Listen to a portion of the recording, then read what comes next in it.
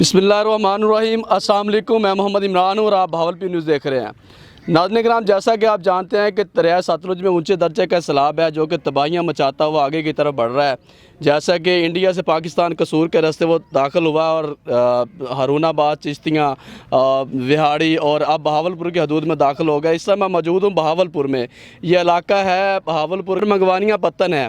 इस पर अगर मेरे इतराफ़ में दे सकें तो यहाँ से जो दरिया है वो 2 किलोमीटर के फासले के ऊपर है, लेकिन 2 किलोमीटर की हदूद के अंदर पानी जो है इस टाइम ज़री ज़मीनों में, आबादियों में दाखिल हो चुका है, जो जहाँ पर उन्होंने जानी और माली नुकसान भी किया है।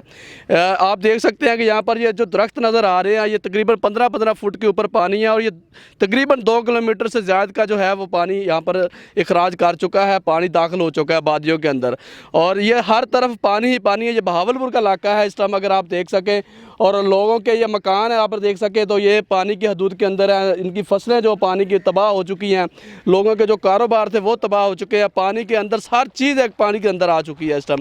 बहावलपुर का इलाका ये बंद टूट चुका है। बहावलपुर का मंगवानिया पत्तन है, लाला डेरा का इलाका, वहाँ से ये बंद टूटा है और सारा पानी इस टाइम पूरे इलाके को इसने अपनी लपेट में ले लिया है। और आगे जो पीछे अभी बताया जा रहा है वो 1,18,000 क्यूसेक पानी अभी और पीछे आ रहा है जो और भी तबाही मचा सकता है।